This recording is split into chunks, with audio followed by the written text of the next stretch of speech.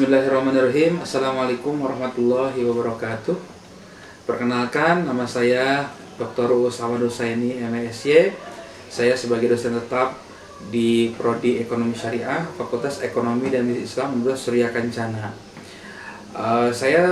Pengalaman mengajar saya kurang lebih ada 8 tahun, yaitu mengajar di wilayah-wilayah kajian fikih. Di antaranya adalah fikih muamalah 1, 2, 3 dan juga kaidah fikih muamalah. Juga ada beberapa kelas yang saya ampu di metodologi penelitian. Untuk video kali ini kita akan membahas berkaitan dengan fikih muamalah 1, di mana daripada fikih muamalah 1 ini itu adalah mata kuliah yang memberikan pemahaman kepada mahasiswa tentang konsep teoritis berkaitan dengan fikih muamalah. Dengan memahami fikih muamalah, mahasiswa diharapkan mampu menerapkan secara tepat dan proporsional dalam negara hukum Indonesia, sehingga juga diharapkan mampu memberikan alternatif solusi kasus hukum di bidang muamalah secara prosedural berdasarkan asas dan prinsip hukum yang ada di masyarakat. Pemahaman terhadap fikih muamalah akan mendorong sikap menghargai keanekaragaman budaya, pandangan agama, dan kepercayaan serta pendapat orang lain. Itu kemudian mata kuliah fikih muamalah 1 ini itu masuk rumpun kategori MKKU, yaitu mata kuliah keilmuan keahlian umum yang ada di Fakultas Ekonomi dan Islam yang terdiri dari 3 program studi: ekonomi syariah, perbankan syariah, dan juga akuntansi syariah. Kemudian bobot dari SKS ini adalah 2 SKS yang ada di semester 2 seperti itu. Kemudian CPMK yang dihasilkan daripada mata kuliah ini, yang pertama adalah mahasiswa mampu menghargai keanekaragaman budaya, pandangan agama, dan kepercayaan serta pendapat dan temuan orisinal orang lain. Kemudian yang kedua, mahasiswa mampu menguasai konsep dan kaidah terkait dengan fikih muamalah. Yang ketiga, mahasiswa mampu menguasai konsep, teori, dan muamalah dalam perspektif hukum positif. Kemudian keempat, mahasiswa mampu menerapkan pemikiran logis, sistematis, dan inovatif dalam konteks pengembangan implementasi. Kemudian yang kelima, mahasiswa mampu mengambil keputusan secara tepat dalam konteks penyelesaian masalah di bidang muamalah berdasarkan hasil analisis informasi dan data. Selanjutnya yang keenam, mahasiswa menunjukkan kemampuan literasi informasi, media, pemanfaatan teknologi informasi dan komunikasi, pengembangan keilmuan dan kemampuan kerja. Yang selanjutnya, yang ketujuh, mahasiswa mempelajari mata kuliah ini diharapkan mampu memahami, mengidentifikasi, dan juga menjelaskan, menganalisis, mengkritisi berbagai hal yang terkait dengan fikih muamalah, sehingga mahasiswa mampu memahami, menguasai, menjelaskan berbagai hal tentang fikih muamalah, mulai dari konsep hak milik, harta, akad dan hiyar, riba, dan berbagai macam dasar ekonomi syariah serta aplikasinya di lembaga keuangan syariah. Selanjutnya, bahan kajian daripada mata kuliah ini terdiri dari 16 kali pertemuan, 14 kali pertemuan secara pemateri, 2 kali adalah evaluasi, yaitu TS dan juga UAS. Materi pertama itu akan membahas terkait dengan pengantar fikih muamalah, kemudian hak dan milik, kemudian harta, pengertian harta, unsur-unsur harta, perbedaan harta dengan milik, pembagian harta dan fungsi harta. Kemudian ada yang pertemuan keempatnya ada akad dan hiyar. Pertemuan kelima ada riba. Pertemuan keenam jual beli. Kemudian ada 7 murabahah, salam. Ke-8 istisna berkaitan dengan jual beli. Kemudian juga ada yang 10 ada ariyah atau utang piutang. Kemudian yang 11 ada ijarah atau sewa menyewa. Yang 12 ada rahan atau yang disebut dengan gadai. Kemudian yang ke-13 ada syirkah atau yang disebut dengan perkongsian. Yang terakhir itu ada mudharabah atau investasi dengan kategori mudharabah, seperti itu. Yang selanjutnya itu ya, metode pembelajaran selama perkuliahan itu adalah ceramah, diskusi, dan juga kuis. Aturan perkuliahan untuk menghasilkan nilai maka mengikuti peraturan dari yang ditetapkan oleh bagian akademik di Fakultas Ekonomi dan Islam. Di antaranya adalah bobot tugas itu ada 30%, UTS 20%, dan juga UAS. UAS itu 40%, presensi 10%, dan toleransi kehadiran pada mata kuliah ini adalah 80%. Syarat untuk mengikuti mata kuliah ini adalah lulus pada di semester 1, yaitu prasyaratnya adalah mata kuliah pengantar fikih dan usul fikih, gitu ya. Maka dari itu, untuk lebih jelasnya dalam praktek dalam mengajar, kita akan membahas mengenai pertemuan kelima berkaitan dengan riba, gitu ya. Untuk itu nanti akan ada di video selanjutnya. Terima kasih. Assalamualaikum warahmatullahi wabarakatuh. Bismillahirrahmanirrahim. Assalamualaikum warahmatullahi wabarakatuh. Waalaikumsalam warahmatullahi wabarakatuh. Alhamdulillah, mabadu, rekan-rekan sekalian, alhamdulillah pada siang hari ini kita bisa bertemu kembali di mata kuliah fikih muamalah.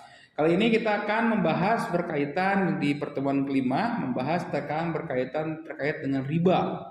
Riba ini merupakan salah satu akad dan juga praktek yang sangat dilarang di dalam sistem ekonomi dan keuangan Islam.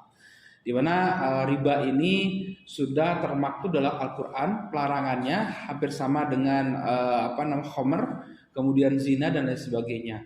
Dalam Al-Qur'an di surat Al-Baqarah ayat 268 dijelaskan bahwa wa halul bai'a wa harama riba. Allah menghalalkan jual beli dan mengharamkan riba. Ketika ada ayat dalam Al-Quran yang sudah jelas hukum suatu perkara tersebut itu dituliskan, maka hukumnya menjadi mutlak dan tidak boleh diganggu-gugat. Sehingga riba ini merupakan kategori aspek hukum yang sudah terikat, keharamannya sudah jelas. Nah, sehingga kita wajib mengidentifikasikan apa itu yang disebut dengan riba, kemudian kita bisa menghindari riba itu seperti apa. Apalagi riba saat ini sudah dikaitkan dengan teknologi yang sangat berkembang di kita saat ini, ya, baik itu digunakan dalam aplikasi misalkan marketplace gitu dan lain sebagainya, sehingga kita wajib untuk mengetahui apa itu yang disebut dengan riba, gitu ya.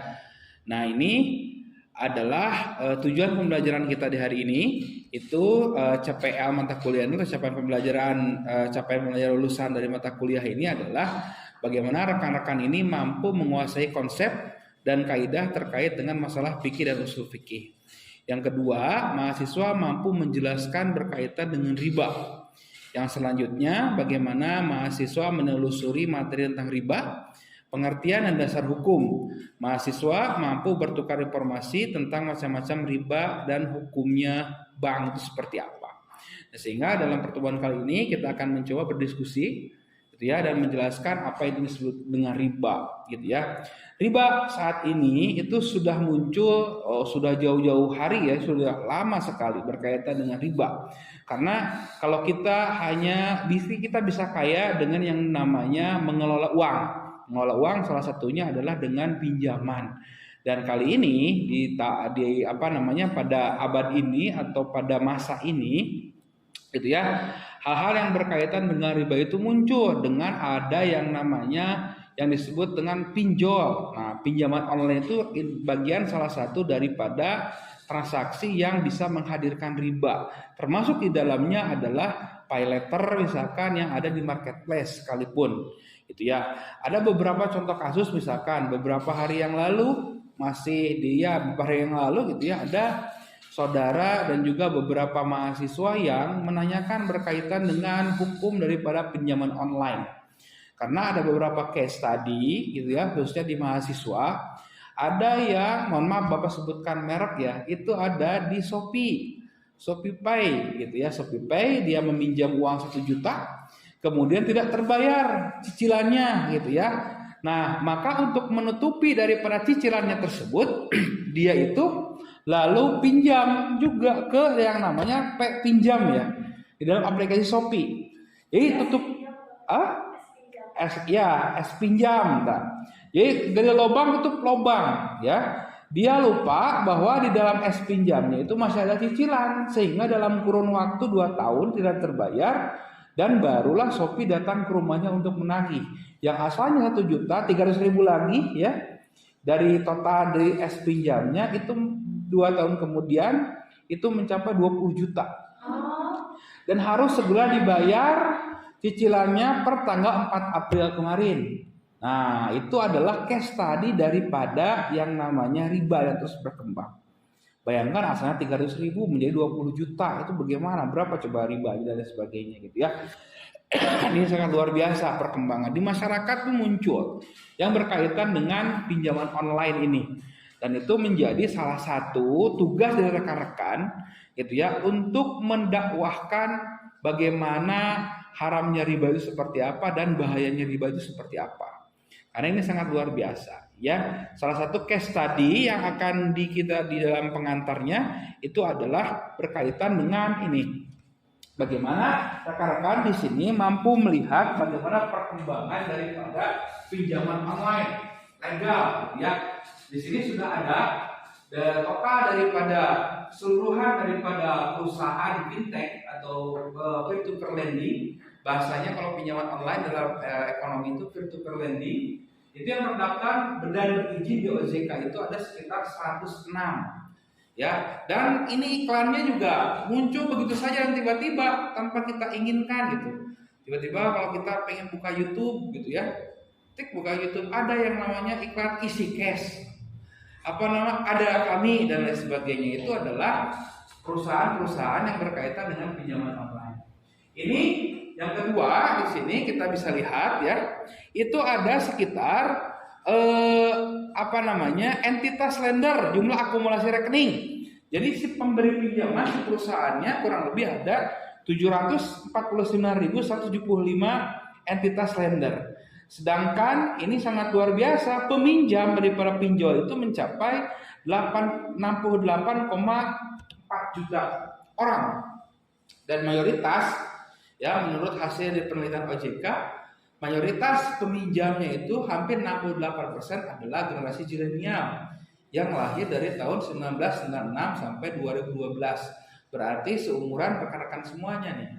Ya, itu pasti pernah pinjam yang namanya pinjaman oleh hampir 68%. Ya, ini sangat luar biasa. Dan total penyaluran secara nasional itu untuk pinjaman online ini mencapai 249,938 triliun rupiah. Ini sangat luar biasa, tinggi sekali ya. Nah, ini salah satunya adalah pinjaman online ilegal nih. Salah satu cirinya adalah menetapkan suku bunga tinggi, bunganya sangat tinggi. Nah, kalau udah kata-kata bunga itu pasti itu yang disebut dengan riba, ya. Nanti lagi fee-nya besar, dendanya tidak terbatas, teror atau intimidasi kalau tidak bayar. Sehingga banyak sekali dari muncul di sini adalah banyak sekali yang akhirnya pengaduannya ke kepolisian karena banyak ancaman. Apalagi kalau yang perusahaannya itu perusahaan ilegal, itu dia bisa menyewa debt collector ya untuk memburu peminjam yang tidak bayar atau gagal bayar. Ini sangat berbahaya. Ya. Nah, kemudian yang selanjutnya ini jumlah pengaduan ke kepolisian sangat tinggi. Ya, ada yang masuk ke pelanggaran berat 47,03%, ada yang ke pelanggaran sedang. Nah, kemudian ini bentuk pengaduannya rata-rata adalah pencairan tanpa persetujuan pemohon, ujung-ujung cair gitu. Tiba-tiba cair padahal kita nggak mengharapkan. Ancaman penyebaran data pribadi, nah ini yang sering terjadi di masyarakat. Kita juga nggak tahu ya apakah ketika pinjam itu harus mengupload foto atau seperti apa, karena banyak kejadian yang tiba-tiba itu mengirim foto-foto yang ya tidak sopan lah ke nomor yang telah didaftarkan dalam aplikasi pinjaman tersebut. Kemudian penagihan kepada seluruh kontak HP. Nah, penagihan dengan kata kasar dan pelecehan seksual ini yang banyak terjadi. Nah, ini faktor pendorong maraknya pinjol ilegal itu rata-rata adalah pelaku pinjol ilegal adalah kemudahan mengunggah ya. Tinggal share KTP atau nomor telepon, sudah ada nomor limit gini kalau dalam IPANE itu sangat mudah. Berbeda dengan kalau kita pinjam kepada lembaga khusus, lembaga keuangan, itu kan ada persyaratannya yang harus dilaksanakan. Kesulitan pemberantasan karena lapis server banyak ditempatkan di luar negeri. Nah, ini yang sering terjadi. Jadi terlacak di mana perusahaannya dan lain sebagainya. Ini yang berbahaya. Nah, masyarakat korban daripada korban dari pelaku pinjol ini adalah yang pertama adalah literasi masyarakat yang masih rendah. Satunya tidak melakukan pengecekan legalitas, jadi legalnya apakah benar atau tidak. Kemudian terbatasnya pemahaman terhadap pinjol dan adanya kebutuhan mendesak karena kesulitan keuangan.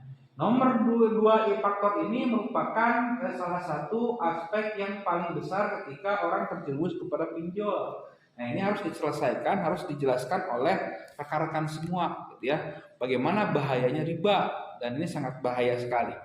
Untuk itu kita akan menjelaskan apa yang disebut dengan riba.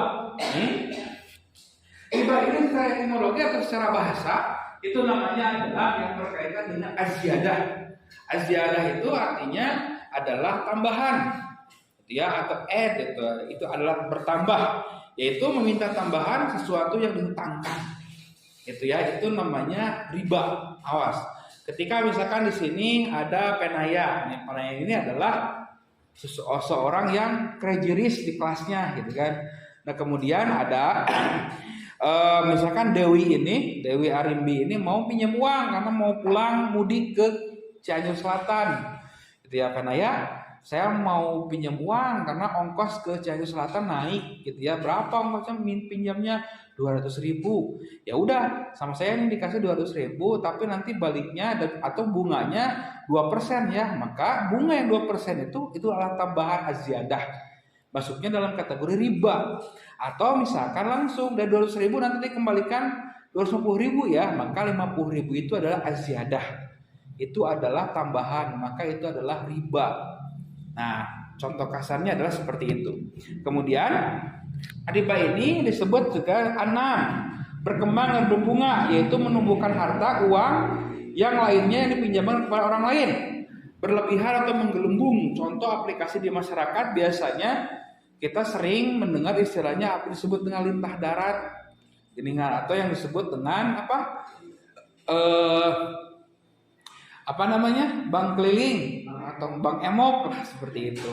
Itu juga bagian daripada yang ini nih, berkembang dan menggelembung, gitu ya. Kita mau pinjamnya 1 juta, maka ketika dihitung-hitung pelunasannya itu hampir 3 kali lipat, 3 juta dan lain sebagainya. Nah, maka itu adalah bagian daripada riba. Apapun yang disyaratkan di awal oleh lembaga keuangan, oleh seseorang, gitu ya, untuk menambah sesuatu dari asalnya jadi berbeda dengan asalnya, maka itu adalah disebut dengan riba, disebut dengan az-ziyadah. Itu seperti itu. Secara terminologi atau secara bahasa, secara istilah, riba adalah akad yang terjadi dengan penukaran tertentu tidak diketahui sama atau tidak menurut aturan syarak atau terlambat salah satunya. Nah, ini juga bagian dari riba. Ketika misalkan gitu ya, di sini contoh misalkan Adisti ini ulang tahun, dikasihlah hadiah. Taruhlah hadiahnya adalah sepatu. Adisti ini ukuran sepatunya harusnya 38. Seseorang memberikannya hadiahnya nomor 36 sehingga tidak cukup. Nah, kemudian di saat yang bersamaan itu juga Neng Karlina juga ulang tahun, dikasih juga gitu kan sepatu. Asalnya Neng Karlina itu ukurannya 36, dikasih sepatunya 38. Sehingga nggak cocok, terlalu kebesaran. Maka di sana itu bisa adanya pertukaran, yang sepatu yang asalnya misalkan ke Adisti itu ditukar kepada Herlina. Nah, maka secara secara tukar menukar barang itu tidak boleh karena ada unsur ribanya, karena kita tidak tahu harga barangnya itu berapa. Dan ukurannya pun udah berbeda, harganya udah pasti berbeda dan lain sebagainya, tidak sama. Hampir sama seperti kita mau menukar 1 kilogram beras IR biasa lah, IR 64 dengan 1 beras beras Pandan Wangi misalkan, maka itu tidak diperbolehkan. Itu ada unsur ribanya karena berbeda takaran. Atau kita mau menukar emas 20 karat dengan emas 24 karat, maka itu juga tidak boleh. Itu bagian daripada riba. Selanjutnya, hal-hal yang menimbulkan riba, nilainya tak sama nilainya, kemudian tidak sama ukurannya menurut syarat baik timbangan, takaran maupun ukuran. Ini sudah dijelaskan, dan tidak tunai di masjid akad. Ini yang berbahayanya adalah ini. Biasanya tidak tunai di masjid akad itu adalah yang pembayarannya di tempo, seperti yang itu mau makan menggunakan COD gitu ya atau akad salam, kemudian pemesanan atau istisna, kemudian kredit, bayi muajah dan lain sebagainya. Nah, maka itu cenderung masuk ke dalam wilayah dikhawatirkan itu masuk kategori riba. Sebab haramnya riba ini ada 4, Allah SWT mengharamkannya, kemudian mengambil harta orang lain dengan cara batil. Ini termasuk dalam surat Al-Quran juga, menyebabkan kemalasan, menghilangkan perbuatan baik dan tolong menolong. Ya, jadi salah satunya adalah menghilangkan perbuatan baik, tolong menolong, karena ada unsur akan penambahkan nilai itu, gitu. Maka ini yang diharamkan. Kemudian macam-macam riba, jual beli itu ada riba fadl, ada nasi'ah. Dalam utang piutang ada yang namanya qard dan juga jahiliyah, gitu ya. Ini riba jual beli, itu riba fadl adalah pertukaran antara barang-barang sejenis dengan kadar dan takaran yang berbeda, dan barang yang dipertukarkan termasuk dalam jenis barang ribawi. Nah, ini seperti yang tadi contohkan, gitu ya, satu jenis tapi berbeda kadarnya, itu juga diharamkan, ya. Satu liter itu 1 liter beras panen wangi dengan ditukar dengan 1 liter beras biasa, kayak itu nggak boleh. Itu riba nasi'ah, riba yang terjadi akibat jual beli tempo. Riba ini terjadi transaksi 2 jenis barang ribawi yang sama namun dengan penangguhan penyerahan atau pembayaran. Contoh misalkan bapak nih mau menikahkan anak bapak, gitu ya. Nikahan bapak kan butuh, misalkan hajatan di kita itu butuh misalkan daging sapi. Nikahnya bulan ini.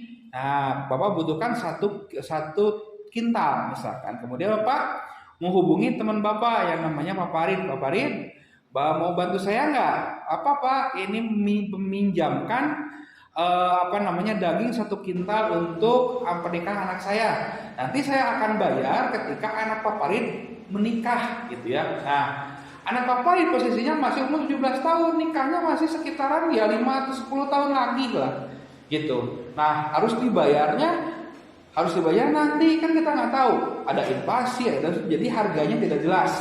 Harga yang saat ini dengan harga yang akan nanti kan kita tidak tahu, bisa lebih mahal, bisa lebih murah. Maka adanya porsi pembayaran tempo tersebut itu dikhawatirkan akan terjadinya apa disebut dengan riba.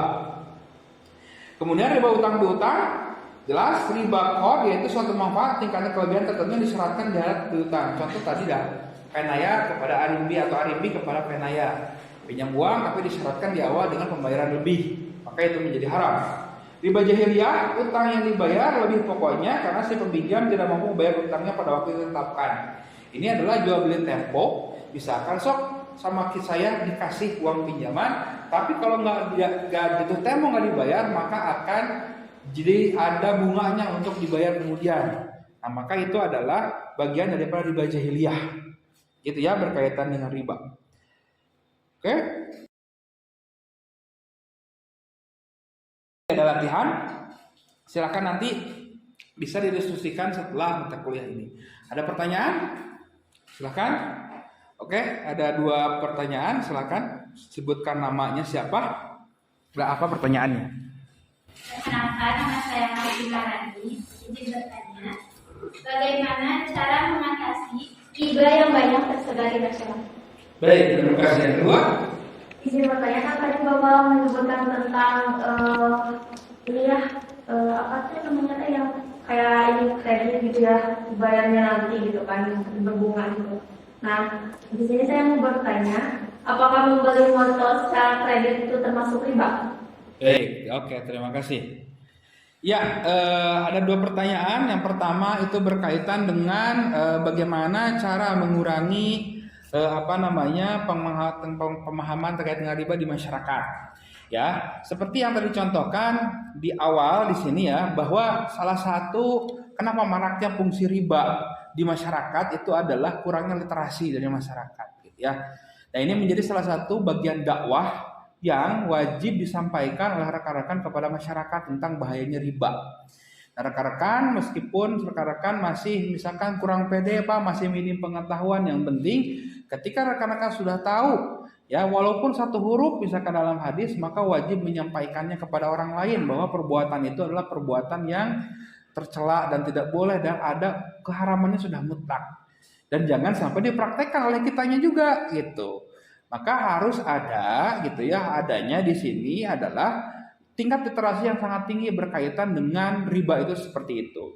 Sekarang sudah banyak gitu ya karangan lembaga dakwah di masyarakat di bawah pemerintahan daerah untuk bagaimana menggembur-gemburkan bahaya terkait dengan riba. Karena biasanya orang-orang yang tak sadar, orang-orang yang minim pengetahuan di masyarakat yang dari daerah ya itu rentan sekali berkaitan dengan riba dan menjadi salah satu yang dicari sebagai konsumen daripada tadi teh Bang Emok gitu kan, Bang Amin kalau di kampung Bapak itu, atau yang bersifatnya bank keliling. Nah, itu salah satunya adalah hal yang berkaitan dengan itu. Maka intinya adalah bagaimana kita memberikan literasi kepada masyarakat supaya masyarakat itu tahu bagaimana apa itu yang disebut dengan riba yang ada di dalam lembaga keuangan Islam itu seperti apa. Masih banyak kok instrumen yang bisa dimanfaatkan untuk menghindari riba karena sekarang sudah muncul berbagai lembaga keuangan syariah yang ada di masyarakat. Kalau dalam pembiayaan mikro itu ada yang namanya BMT, ada juga koperasi syariah dan lain sebagainya. Meskipun persyaratannya memang agak rigid dan lain sebagainya seperti itu. Itu ya. Ya, yang kedua berkaitan dengan jual beli kredit, apakah itu masuk dalam kategori riba ada tidak? Nah, maka jual beli kredit dalam motor itu dalam ekonomi Islam itu disebut dengan dalam fikih muamalah itu disebut dengan ijarah mutahiyah bitamlik atau disebut dengan IMBT. Sewa yang diakhiri dengan bentuk kepemilikan. Nah, untuk menghindari unsur ribanya lebih baik gitu ya rekan-rekan kalau mau mengkredit motor itu datang langsung ke gitu ya ke leasing yang menyediakan pembiayaan syariah untuk ijarah mutahiyah bitamlik. Itu lebih aman, lebih terpercaya. Itu seperti itu. Karena di lembaga keuangan itu sudah ada yang namanya DPS, Dewan Pengawas Syariahnya masing-masing. Sudah bisa memantau kesyariahannya suatu produk tersebut. Sehingga kalau datang ke lembaga leasing non syariah, termasuk di dalamnya udah pasti ada yang namanya unsur bunganya, unsur ribanya. Tapi kalau kita datang ke leasing yang ada syariahnya, nah maka akan disediakan serangkaian akad berkaitan dengan ijarah mutahiyah bitamlik yang tidak ada unsur daripada ribanya dan itu halal ke itunya. Maka tinggal datang aja karena sekarang sudah muncul di berbagai macam leasing udah ada pembiayaan syariahnya.